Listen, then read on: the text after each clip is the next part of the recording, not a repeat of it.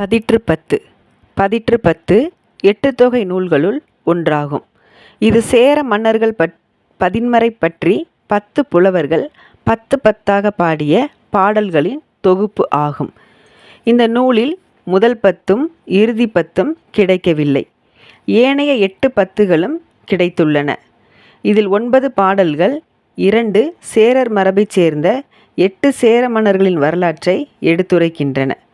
உதயஞ்சேரல் வழித்தோன்றல்களான 5 சேர மன்னர்களும் அந்துவஞ்சேரல் இரும்பொறை வழித்தோன்றல்களான 3 சேர மன்னர்களும் ஆக மொத்தம் 8 பேர் பற்றிய வரலாறு நமக்கு பதிற்றுப்பத்தின் 80 பாடல்கள் வாயிலாக கிடைக்கப் பெற்றுள்ளன.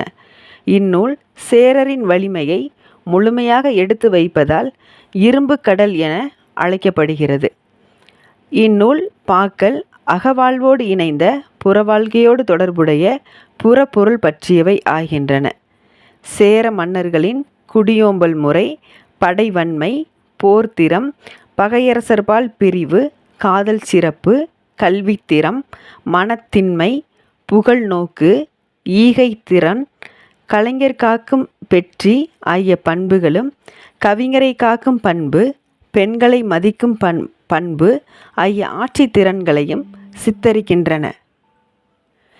இந்நூலின் காலம் 2ஆம் நூற்றாண்டு என கூறுவாரும் உண்டு. ஆயினும் அனைவராலும் இது கடைச்சங்க நூல் என்று ஏற்றுக்கொள்ளப்படுகிறது. கபிலர், பரணர் ஆகிய கடைச்சங்க புலவர்களால் பாடப்பட்டுள்ளதால் இந்நூல் கடைச்சங்க கால நூல் என கூறுவதில் எந்த மாற்று கருத்தும் இல்லை என கூறப்படுகின்றது. பதிற்றுப்பத்தின் பதிகங்கள் காலத்தால் பிற்பட்டன. இவை ஏறத்தாழ 1000 ஆண்டுகள் நூலின் காலத்திற்கு பிற்பட்டவனாக இருக்கலாம் என்று கருதப்படுகின்றன. இந்நூலின் 10 பதிகங்களில் 8 பதிகங்கள் மட்டுமே நமக்கு கிடைத்துள்ளன. இப்பதிகங்களுக்கு கட்டமைப்பு சிறப்பு உண்டு. பதிகத்தின் முதற்பகுதி கவிதையாகவும் 2ஆம் பகுதி உரைநடையாகவும் உள்ளன. கவிதை பகுதி நூலின் பாக்களை போன்று ஆசிரியப்பா நடையில் அமைந்துள்ளன.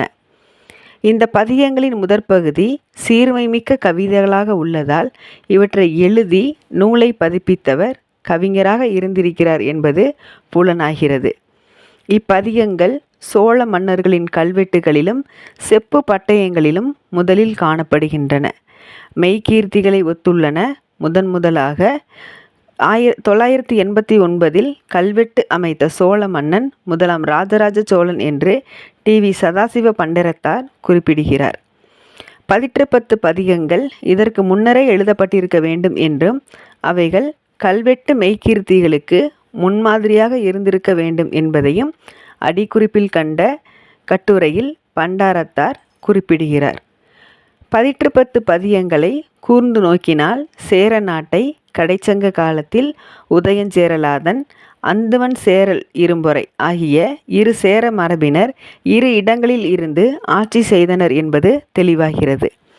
2ஆம் பத்தின் பாட்டுடை தலைவன் உதயஞ்சேரலின் மகன் நெடுஞ்சேரலாதன் என்பதும், 3ஆம் பத்தின் பாட்டுடை தலைவன் உதயஞ்சேரலின் 2வது மகன் பல்யானை செல்கெழு குட்டுவன் என்பதும், 4, 5 மற்றும் 6ஆம் பத்துகளின் பாட்டுடை தலைவர்களான கலங்காய் கண்ணி நார்முடி சேரல், கடல் பிறக்கோட்டிய செங்குட்டுவன், ஆடு கோட்பாட்டு சேரலாதன் ஆகிய மூவரும் உதயஞ்சேரலாதனின் பெயரர்கள் என்பதும் தெளிவாகின்றன.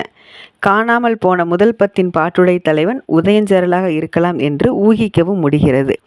7ஆம் பத்தின் பாட்டுடை தலைவன் அந்துவன் சேரல் இரும்பொறையின் மகன் செல்வ கடுங்கோ வாழியலாதன், 8ஆம் பத்தின் தலைவன் செல்வ கடுங்கோவின் மகன் தகடூர் எறிந்த பெருஞ்சேரல் இரும்பொறை, 9ஆம் பத்தின் தலைவன் பெருஞ்சேரல் இரும்பொறையின் மகனான இளஞ்சேரல் இரும்பொறை என்பன புலனாகின்றன.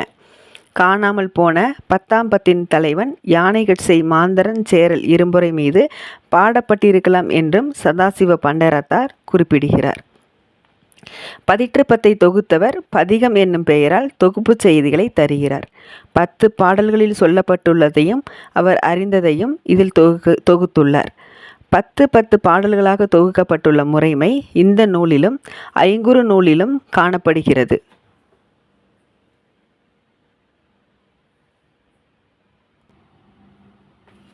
4ஆம் பத்தின் பாடல்கள் அந்தாதி பாடல்களாய் அமைந்துள்ளன. ஒரு பாட்டின் கடைசி அடி அடுத்த பாட்டின் முதல் அடியாக வருவதே அந்தாதியாகும். எடுத்துக்காட்டாக 4ஆம் பத்தின் முதற்பாடல் கடைசி அடி போர்மிகு குருசில் நீ மாண்டனை பலவே.